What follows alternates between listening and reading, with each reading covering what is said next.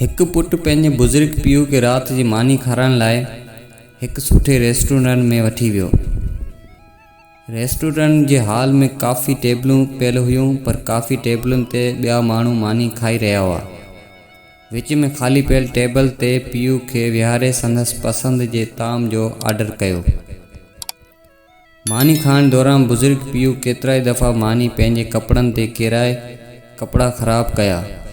Restaurant में वेठल ॿिया मानी खाईंदड़ माण्हू पोड़े खे नफ़रत जी निगाह सां ॾिसी रहिया हुआ, पर पुटु सब्र करे ख़ामोशी सां पोड़े पीउ खे मानी खाराईंदो रहियो।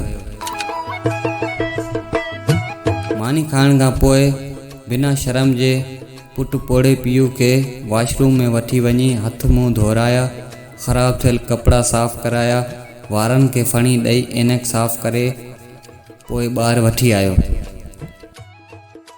वेठल सभु माण्हू ख़ामोशी सां उनखे ॾिसी रहिया हुआ। पुटु काउंटर ते बिल अदा कयो ऐं पोड़े पीउ खे वठी ॿाहिरि निकिरणु लॻो। तॾहिं एतिरी देरि में उते मानी खाईंदड़ हिकु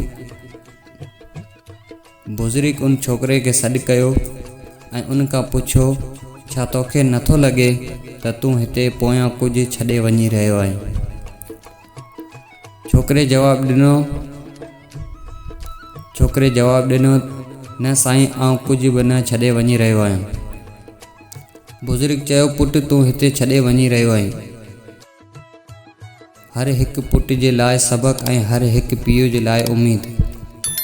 आम तौर ते असां पंहिंजे बुज़ुर्ग माउ पीउ खे पाण सां गॾु ॿाहिरि वठी वञणु पसंदि न कंदा आहियूं ऐं उहो चई टारे छॾींदा आहियूं त तव्हां हली छा कंदा?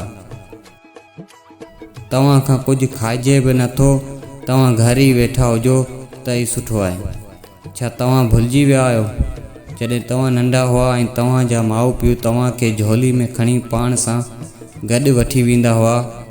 तव्हां जॾहिं चङे नमूने खाई बि न थे सघिया तॾहिं माउ पंहिंजे हथनि सां मानी खाराईंदी हुई ऐं गिरह किरी वञण ते कावड़ बजाए मुस्कुराए प्यारु कंदी हुई। पोइ उहे माउ पीउ पोढ़ापण में ॿार छो था लॻनि? माउ पीउ जी ख़िदमत करियो ऐं उन्हनि सां प्यारु कयो, छाकाणि त हिकु ॾींहुं तव्हां बि पोढ़ा थींदा ऐं जेको सलूक तव्हां पंहिंजे माउ पीउ सां कयो आहे उहो साॻियो ई वहिंवार तव्हां सां थींदो। उन वक़्तु पंहिंजे औलाद खे ख़िदमत जी उमेदु न कजो।